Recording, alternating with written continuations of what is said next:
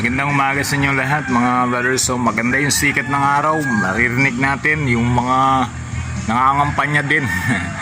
Ay, ito kasi yung panahon ng kampanya po ng ating mga barangay captain po. Pero sa umagang ito mga brothers, pakita ko sa inyo yung ating mga breeders, si Siomay at si Siopaw. So ngayon ay dumadako tayo sa mga ilang buwan na rin na kung saan na-AI sila at naging successful po yung ating pagpapa-AI dito sa ating mga breeders. Sige po, pupunta tayo sa kulungan para ma-present ko sa inyo yung aking dalawang perasong inahin para makita nyo po.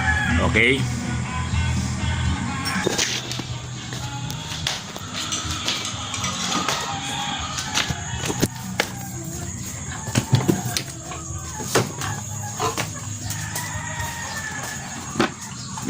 So dito tayo kay ito si Siomay mga brothers. Actually itong mga alaga natin, kanina ko pa pinakain sila. Siguro po mga 7. Yan. Nung last August 31, si Siopaw, itong ating alaga, siya po ay ating pinay-AI at ngayon po ay lumalakad na siya sa 2 months kasi po sa October 31 siya po ay 2 buwan na. Dito naman si Siomay, siya ay September 5. So halos dikit po yung edad nila nung sila ay pares na ma-AI. Tingnan natin kung ilan po yung mga yaanak ng ating mga brothers. Ganun lang mga brothers, tingnan niyo po panatilihin natin talaga na kailangan malinis yung ating mga kulungan. So mapapansin natin pagkatapos natin magpakain ng ating mga breeders, continue yung ating pagiging malinis doon sa ating mga kulungan. So ngayon, napoproteksyon na natin lagi yung ating mga alaga laban sa mga uri ng karamdaman. So kung ito ay posibilidad natin na magkakaroon tayo ng panibagong harvest ng ating mga piglets by December po mga brothers. So meron pa tayong isang bakante rito, yan, doon sa area na yan.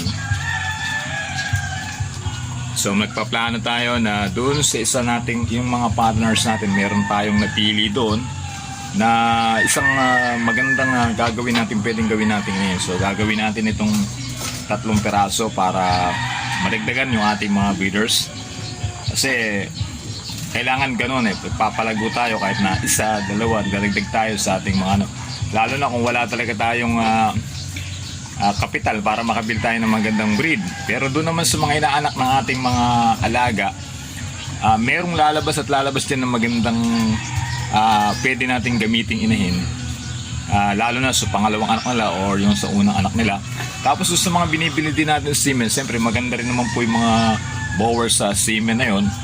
So malaki yung posibilidad na makakapili tayo ng pwede natin idagdag sa kanilang sa ating mga breeders.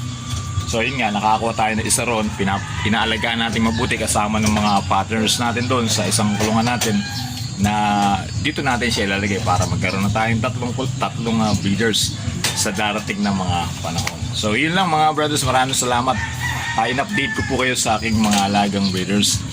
Ito kahit na 2 lang itong ating alagang breeders, pero masaya tayo rito dahil nakikita natin na maayos yung ating pag-aalaga, maganda yung ating mga alaga. So ganyan, katulad niyan mga brothers, tingnan nyo po si Siomay. Nagkakaroon siya ng gas-gas kasi siyempre yung semento natin kailangan na rin talagang ipa-repair to. So ayun, napapasin nyo, kung nagkakaroon siya ng gas-gas na ganoon, so inaatake ng langaw, siyempre gas-gas yan Ang aking nilalagay dyan, kahit na wala akong yung pampisik dyan, yung wound heal, yung pang heal. So karamihan ginagamitan ko, pinapahiran ko lang yan mga brothers ng yung antibacterial na dishwashing. So yun, pag pinahin mo dun sa gas-gas na yan, hindi siya dadapuan ng langaw kasi proven ko na yan. Kahit sa bahay natin, kapag nagpahid tayo ng ganun sa lamesa natin, hindi dumadapo yung langaw So, hindi siya dadapo dun sa sugat na yun, sa gasgas na yun na kung saan ay pwedeng magdala ng bakterya itong langaw na to. So, ayan, papahira natin yan mga brothers. So, sige mga brothers, pahira natin. Ito, nagagasgas lang po yan dahil doon sa kulungan. So, pero, lagyan natin.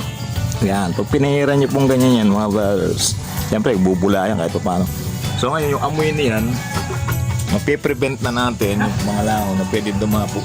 So, dahil, meron din siyang antibacterial, so ano na din yan, parang antibiotic na dun yan sa sugat na yan.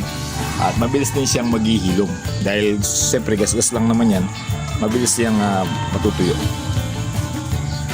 Okay mga brothers, yun lang. Maraming salamat po sa inyo at subscribe niyo po yung ating channel, My Brother Is Not a Pig. So marami pa tayong sharing patungkol sa pag-aalaga po ng ating mga alagang hayop.